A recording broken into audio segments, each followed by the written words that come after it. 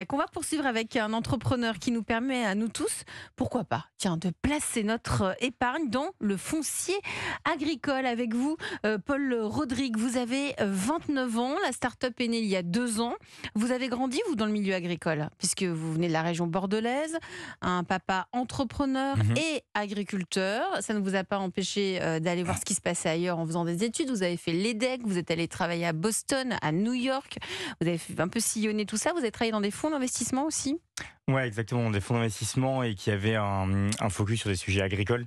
Donc ça permettait aussi de voir des premières acquisitions, des transmissions de propriété et voir concrètement comment accompagner les agriculteurs au quotidien via le levier financier pour les aider à s'installer et à développer leurs exploitations. Donc vous travaillez pendant 6-7 ans en banque d'affaires, en fonds d'investissement, sur tous ces sujets agricoles et techno. Et c'est ça qui vous a donné envie finalement de relier, de là vous venez, donc avec un papa agriculteur, vous vous êtes dit je vais monter ma boîte autour de cette thématique. Ouais, j'ai toujours eu envie de monter ma boîte et quand vous grandissez dans le milieu agricole, vous avez voilà, vous avez l'activité principale, mais après vous avez un poulailler, vous avez un potager, vous grandissez dans ce contexte-là, et il y a toujours une envie d'y revenir.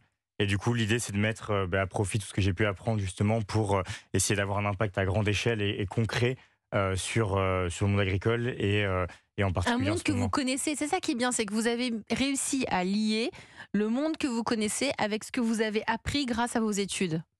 Ouais, complètement. Je Mm. dirais que c'est 50-50 entre les deux. Il y a vraiment tout l'apprentissage qui a été fait pour les aider à structurer leur exploitation, les aider sur le plan financier. Et il y a le contact, aimer aller sur le terrain, voir une terre, savoir regarder la qualité d'une terre concrètement, voir si le projet est viable, voir si l'agriculteur, c'est quelqu'un qui m'est familier, qui est motivé pour son projet. Et donc ça, c'est vraiment le sens du terrain qu'on a avec le temps et avec le fait d'avoir grandi dans ce milieu. Alors vous allez nous raconter, puisque vous avez créé donc en 2022 Hectarea, Hectarea. Vous allez pitcher, Paul, et on revient ensuite dans le détail. Vous êtes prêts? Parfait, je Allez, suis c'est prêt. parti, c'est à vous. Donc, on a constaté chez Hectarea qu'il y avait un fossé très large entre nos modes de consommation et la réalité du monde agricole. Et donc, on s'est donné pour mission de reconnecter les particuliers avec les agriculteurs qui les nourrissent. Et donc, pour ça, on a créé Hectarea qui permet aux particuliers d'investir facilement dans la terre agricole. Et pourquoi, en fait, ça va permettre de pallier au manque de connexion. On a d'un côté des particuliers qui veulent investir leur épargne de façon plus durable, donc environ plus de 60%. Et de l'autre côté, vous avez des agriculteurs qui ont de plus en plus besoin de financement. En fait, vous avez 50% des agriculteurs qui vont partir à la retraite dans les 10 prochaines années. Et pour s'installer dans le milieu agricole, il faut effectivement faire l'acquisition du foncier de la terre, des machines, faire la transformation, etc. Et donc, on vient les accompagner sur le volet foncier. Et ensuite, vous avez également le financement de la transition agricole. Donc, Hectarea, concrètement, c'est l'investissement dans la terre. Et en fait, investir dans la terre, c'est un peu comme investir dans la pierre, chose qu'on aime beaucoup en France, donc l'immobilier, mais avec de l'impact en plus. Et concrètement, vous avez un produit d'investissement qui a une certaine stabilité, qui a un impact fort et qui a une rentabilité également. Je trouve que c'est une très très belle idée. Je ne sais pas ce que vous en pensez autour de la table de La France Bouge. François Le Breton, vous êtes le patron de Lactalis Fromage. Moi, je trouve que c'est une très très belle idée. On en parlait à l'instant sur Hors la antenne. transmission hors antenne. Bah oui, mais allez-y, Euh, racontez-nous, parce que nous, on est curieux. je trouve que c'est une belle idée de connexion entre deux mondes qui se connaissent de moins en moins bien, le monde urbain et le monde rural. Et d'autant plus, je le disais, qui me touche quand on a des racines rurales et qu'on connaît bien la terre, de pouvoir se reconnecter quand justement on a un autre métier. Une autre vie, une vie plus urbaine, se dire qu'on a quand même un contact et qu'on peut soit aider un jeune agriculteur, soit en être propriétaire d'une terre, je trouve une très très très belle idée. Donc vous validez. Merci Oui. beaucoup.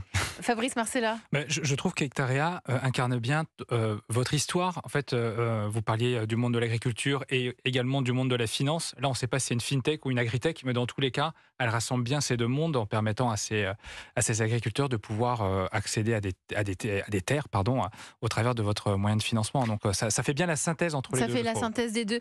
Mhm. Votre père, il vous a inspiré en montant cette entreprise? Il a eu des problématiques autour du foncier, autour de ses propres terres? Ouais, j'aime bien cette vision-là parce que être agriculteur, en fait, c'est être chef d'entreprise très Ouais. souvent Mhm. et c'est avoir des prêts à la banque, c'est avoir un investissement personnel qui est total dans l'exploitation, c'est vivre sur l'exploitation elle-même. Et donc, en C'est fait, la meilleure école de l'entrepreneuriat, finalement, être agriculteur. ouais, C'est vrai. et c'est pour ça qu'on a besoin aussi d'accompagner parce que quelqu'un qui veut s'installer, il peut pas du jour au lendemain aller lever un prêt à 800 000 euros, s'installer Et donc, il faut accompagner au maximum pour faire lever ces leviers. Parce qu'on ne veut pas tous avoir ces prêts-là derrière nous. Fabrice? J'ai pas compris par contre si à la fin, l'agriculteur devenait le propriétaire du terrain ou est-ce que ce terrain reste la propriété d'Hectarea? C'est-à-dire, si on reprend depuis le Comment début, ça marche? si nous on a envie d'investir, on fait comment? Et surtout, quel est l'impact pour l'agriculteur? En quoi est-ce que mon investissement a du sens pour lui? Ok. En fait, on vient de financer un terrain, donc je vais prendre cet Ouais, exemple-là. allez-y, au contraire, c'est encore plus parlant. Allons-y. Donc c'est un terrain qui est vers Bordeaux, donc ma région dont je parlais juste avant. On a financé donc 175 000 euros de terres agricoles avec 91 particuliers qui ont investi. Donc via cet investissement, nous on achète le foncier et ensuite Vous achetez le terrain? on achète le terrain et en fait on le met à disposition de l'agriculteur via des contrats, ce qu'on appelle des baux ruraux dans le monde agricole. Et concrètement, l'agriculteur en fait il peut exploiter et en échange de ça il verse un loyer. Donc c'est très similaire à l'immobilier. Vous achetez un bien, il y a un loyer qui est versé. Et ensuite, on permet à l'agriculteur, qui était la question d'avant, de racheter la terre. Mais comment? Comment? En fait, au lieu d'avoir les prêts dès le début et du coup de mobiliser tout son capital, il va plutôt mobiliser son capital sur l'installation de machines de transformation. C'est comme une location longue durée de voiture, finalement. C'est-à-dire qu'il la loue pendant un moment contre un loyer, grâce à plein de petits investisseurs que vous et moi, on a mis dedans. Ouais. Et au bout d'un certain nombre d'années, ce que vous avez fixé des paliers? Oui, effectivement, il y a des paliers. Après, ça dépend des filières, mais généralement, il faut à minima 7 ans, le temps de générer, notamment si on est sur de la culture pérenne qui met 3, 4, 5 ans à pouvoir en fait donner des fruits ou autre. Et donc, au bout de 7, 8 ans, là, l'agriculteur peut racheter la parcelle. Quand il peut racheter, donc il va pouvoir emprunter grâce à son exploitation et à son qui lui rapporte déjà pour pouvoir acheter le terrain. C'est ça? Exactement. Et vous faites sauter donc le premier verrou qui est d'aller voir une banque jour 1 sur un prévisionnel complet et sans production, c'est compliqué. Et j'avais une deuxième question. Oui, Fabrice, bien sûr. Si je suis un investisseur particulier, quelle est ma rentabilité? Quelle est la rentabilité aujourd'hui de cet investissement? Alors, la rentabilité, en fait, elle est décomposée en deux parties. Il y a le loyer qui est versé, donc à l'image de l'immobilier. Là, sur le premier terrain, c'est 3% net, donc qui est versé directement sur la plateforme dans le portefeuille de l'investisseur particulier. Équivalent du livret A. Ouais, exactement. Sauf que là, c'est fléché vers un projet en particulier. Ouais, et du concret. Ouais. Et en plus de ça, il y a la position de la terre. Et la terre, elle prend de la valeur en France. C'est plus 4% par an en moyenne sur les 10 dernières années. Et on a la terre la moins chère d'Europe de l'Ouest. Donc on a plutôt des tendances. On a les terres les moins chères. Ouais, d'assez loin. On est à 6 000 euros l'hectare en moyenne en France. Bah, c'est bon à savoir. Hein. Et donc il faut qu'on investisse. Mais non, mais c'est vrai. On est à plus du double dans les autres pays d'Europe de l'Ouest. Hein. Bon, s'il y a des mauvaises récoltes, il se passe quoi pour nous qui avons investi? En fait, vous n'êtes pas corrélé à la réalisation de chiffre d'affaires de la société. Bien sûr, il faut que l'agriculteur ait les moyens de payer le fermage, mais c'est pas indexé, c'est un loyer. Et, on peut mettre combien? C'est quoi j'ai envie de dire le ticket d'entrée pour investir dans du foncier agricole? Comme je disais au début, l'idée c'est de reconnecter le maximum de personnes, donc on a mis un ticket d'entrée à 500 euros. Ce qui est accessible, beaucoup plus bas que ce qui était possible. Ouais. Et est-ce que vous sélectionnez les projets en fonction des besoins, en fonction de l'objectif, la culture? Là, pour votre projet dont vous parliez à Bordeaux, il s'agissait de quel type Alors de projet? là, c'est des céréales, donc maïs d'ensilage, orge, et également un peu de légumes pleine terre, donc haricots et tomates. On sélectionne nos projets. En fait, l'idée, c'est vraiment que 1 hectare, c'est 100 arts de terre. Et en fait, ce qu'on veut, c'est que le particulier qui investisse, il investisse des montants sur plusieurs terrains et il puisse avoir en fait 2 arts de maraîchage, 4 arts de vigne, 6 arts d'olivier et avoir un portefeuille diversifié. Et comme ça, en fait, l'agriculteur peut communiquer avec lui et peut lui montrer en fait comment sont faits les produits. Oui. Et donc, on peut revoir comment il fait la production. Ouais. Et c'est quoi le point de départ? C'est vous cherchez, vous, le projet, donc vous cherchez un terrain à acheter et ensuite vous le proposez à des agriculteurs, ou c'est l'agriculteur qui vient avec un projet à financer? Deuxième option, c'est l'agriculteur en fait qui a identifié son projet. Parce qu'en fait, le cycle d'installation peut être très long. Et donc, il faut qu'il ait déjà amorcé son projet. Et nous, on vient à ce moment-là l'aider à boucler le financement. On devient des gros incubateurs. Hein. C'est ça, on devient et agriculteur. Vous restez autour de la table de la France Bouge parce que Paul, vous avez des besoins. C'est aussi pour ça que vous êtes parmi nous ce soir sur Europe 1, notamment aider le maximum d'agriculteurs en finançant le plus de projets possibles. Pour y répondre, Fabrice Marcella a travaillé le dossier, mais juste avant, on va faire une petite pause en musique, si vous le voulez bien. Europe 1, la France bouge. Elisabeth Assayag. Évidemment qu'elle bouge cette France, vous êtes bien sur Europe 1, nous sommes ensemble jusqu'à 21h ce soir, on parle de nos produits laitiers, on parle de nos agriculteurs, de nos éleveurs en pleine crise agricole, pourtant on trouve des solutions parce que c'est ça aussi la France bouge sur Europe 1. Nous sommes avec François Le Breton, le directeur général de Lactalis Fromage, nous sommes avec Fabrice Marcella, le coach de ce soir, le dirigeant du village Baïsé à Paris, avec Benjamin Lévesque, Toujours évidemment. là. Tiens Benjamin, quels sont les fromages les plus vendus en France ?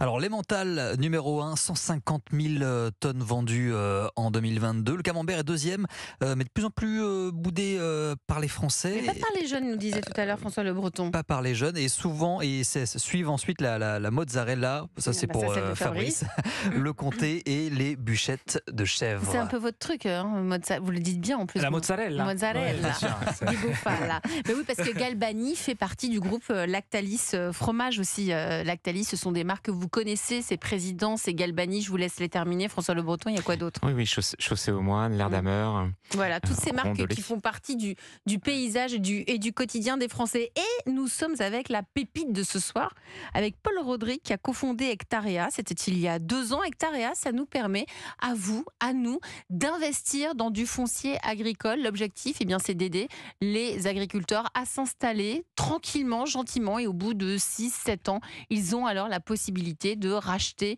leurs terres pour pouvoir en vivre à 100%. Si vous êtes parmi nous ce soir, Paul, c'est parce que vous avez des besoins. Vous avez combien de projets en cours là en ce moment ?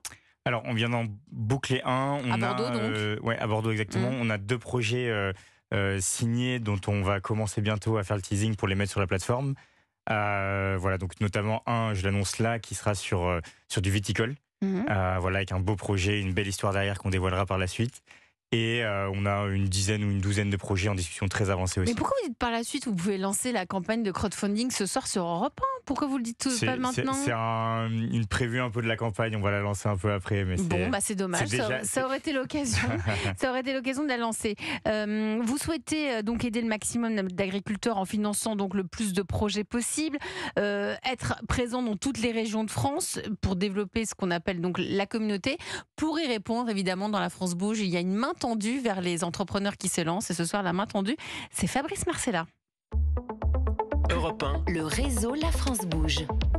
Donc on l'a compris Fabrice, vous êtes conquis. Hein, le problème que cherche à résoudre Hectarea, il est plutôt Il est clair. réel, il est important. On a parlé effectivement de 50% des agriculteurs qui partent à la retraite. Il va falloir accompagner ces agriculteurs ensuite à financer quand même, en tout cas ces nouveaux agriculteurs à financer leur acquisition de terrain. Alors, moi, j'ai noté une chose, c'est qu'en France, il y a quand même 400 000 hectares mis en vente chaque année. Donc, il y a un vrai potentiel. Au-delà des agriculteurs qui ont besoin d'être financés, c'est qu'il y a quand même des terrains qui se vendent. Donc, contrairement au bien 7 milliards, immobilier, vous 14, pouvez investir dans les terres agricoles parce qu'en plus de ça, vous nous avez dit, Paul, c'est qu'elles sont les terres les moins chères d'Europe. De l'Ouest. Et en plus, il y en a. Et il y en a. Il y a du produit. C'est 7,14 milliards d'euros de transactions l'année dernière, les terres agricoles en France. Voilà, donc il y a un potentiel sur lequel vous allez pouvoir vous installer. Donc à la fois il y a un vrai problème, il y a un potentiel de marché. Vous n'êtes pas les premiers en plus à arriver sur ce sujet-là. Donc d'autres ont ouvert la voie du crowdfunding sur des projets un petit peu différents, mais ça nous permet effectivement de mieux comprendre ce que vous faites et donc de franchir le premier pas.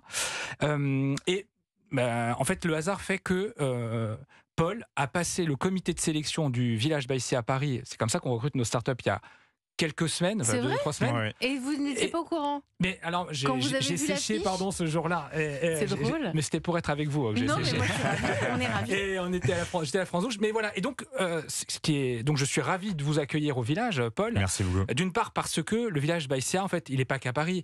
Il est aussi partout en France. On en a 44 partout en France. On est aussi en Italie. Donc, si vous avez des ambitions également à l'international, et notamment en Italie, à financer peut-être des agriculteurs qui font de la mozzarella. Mais en tout cas, voilà, on est prêt, bien sûr. Bien vu. De Galbani, bien sûr. Galbani, bien sûr. Bien sûr. Ça faisait aucun doute. Donc, on peut vous accompagner là-dessus et faire caisse de résonance afin de vous mettre en relation avec tous les acteurs qui peuvent être partie prenante dans votre aventure. Et puis enfin, le village Baïsia, ça reste quand même une filiale d'une banque qui s'appelle le Crédit Agricole. Et donc, là aussi, je pense qu'il y a des complémentarités sur lesquelles on va pouvoir travailler ensemble. Donc, bienvenue et je suis ravi de vous rencontrer pour la première fois au sein de cette émission. Y a-t-il des concurrents d'Hectarea sur le marché ? Alors, moi, ce que je me suis Parce que c'est aussi important quand on lance sa boîte, savoir si on est tout seul ou si on est 200 000. C'est des concurrents qui sont indirects. C'est des concurrents indirects, je pense. Je pense notamment à Mimosa. et Florent Breton qui avait lancé il y a une dizaine d'années quasiment du crowdfunding qui permettait de financer des projets d'agriculteurs. Et c'était un crowdfunding qui faisait c'est du don contre don, c'est-à-dire qu'on mettait un peu d'argent sur un projet et en contrepartie on recevait un produit de la récolte. Je pense que le modèle a évolué depuis, mais ça a permis quand même à chacun et à des particuliers notamment de commencer à comprendre comment tout ça fonctionnait et à être impliqué sur ce type de financement. La ferme digitale qui n'est pas un concurrent mais qui là aussi va aider ce type d'entreprise à rayonner, à se faire connaître et à faire partie d'un réseau. Ce qui est important, c'est le réseau avant tout pour pouvoir aller chercher justement des projets à financer. Bon, en tout cas, vous lui avez ouvert votre carnet d'adresse puisque Hectarea fait partie maintenant du comité de sélection du village. Fin du mois, à la fin du mois, je crois. À la fin du mois. Si j'investis, Paul, dans une terre d'un agriculteur, à quel moment je peux peut-être récupérer mon argent ? Ou une fois que j'investis, c'est fini. Non, bien sûr, l'argent est récupéré. Mais au bout de combien de temps ? Alors, en fait, l'investissement se fait via un système très simplifié, un système obligataire, avec la terre qui est bien rattachée derrière via une hypothèque. Et cette omission obligataire est à 10 ans.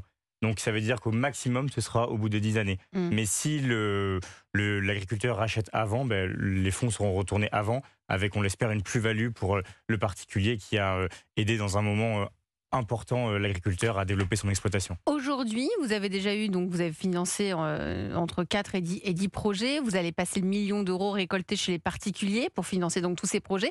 Qui investit ? C'est qui les profils des investisseurs ? Alors sur les profils, on a pas mal de profils différents. On va vraiment avoir des personnes qui vont venir pour se reconnecter au monde agricole. Donc avoir, en fait, sur la plateforme, on a une interface qui est dédiée à l'agriculteur pour qu'il puisse, comme sur le format d'un compte Facebook, envoyer en fait des infos sur la terre, sur ce qu'il fait au quotidien, des photos, du texte. Et donc on va recréer ce lien. Et donc on a vraiment des personnes qui viennent parce que c'est concret, c'est de l'investissement, mais aussi parce qu'il y a ce lien très fort agricole. Et après, on a des profils qui viennent plus pour, on va dire, un investissement et la stabilité de l'épargne, à l'image de l'investissement dans l'immobilier, ou investir dans la terre, on a un concret, on a du concret, on a le terrain derrière, et donc ça permet d'avoir un actif qui est concret et un investissement qui va pas fluctuer comme peuvent l'être les marchés financiers. Ça vous tente autour de la table ? Moi, je m'y suis inscrit en tout cas. Ouais, franchement, ça donne envie. François Le Breton, vous êtes le patron de Lactalis Fromage. Moi, ça me tente parce que je crois beaucoup et c'est presque de la foi dans le monde agricole et je pense que demain on aura besoin de nourrir le monde et cette nourriture, elle est essentielle. Donc, vous êtes sur quelque chose de très basique, très fondamental. Et vous mettez de la tech, des nouveautés, de la jeunesse, et ça, c'est extrêmement inspirant. C'est très, très inspirant. Vous nous avez, on est tous conquis, Benjamin. Conquis, effectivement. Enfin, moi, je suis plus l'amour est dans le pré, mais effectivement, si je peux donner un peu d'amour, un peu d'argent. Et pourquoi pas ? Il dit quoi votre papa, Paul Rodrigue ? Je rappelle, votre papa, il est agriculteur. Quand il voit son fils, qui a fait des très belles études et qui se retrouve à accompagner les agriculteurs dans le financement de leurs terres, il réagit comment ? Souvent, je me rends compte que je vois des gens. Question perso. Pas de souci. Je vois des personnes sur le terrain, des agriculteurs en fait, qui sont déjà au courant de la solution et qui l'ont su par ma famille. Donc c'est toujours le bouche à oreille qui est important. Et mais donc, il vous dit quoi ? Il vous dit, il est fier ? Il vous dit quoi ? Oui, on est. Nous, c'est humilité et travail dans la famille. Donc beaucoup de pudeur. Voilà, il y a bien sûr, il y a toujours de la fierté, mais ce qui compte, c'est que les choses soient faites et qu'on nous fasse des projets. Et qu'il y ait du résultat. Exactement. Vous êtes combien dans l'équipe aujourd'hui ? Donc on est 3 dans l'équipe vraiment à temps plein. D'accord. Et on a pas mal de personnes qui travaillent à côté pour le coup sur des missions ou en freelance pour nous aussi.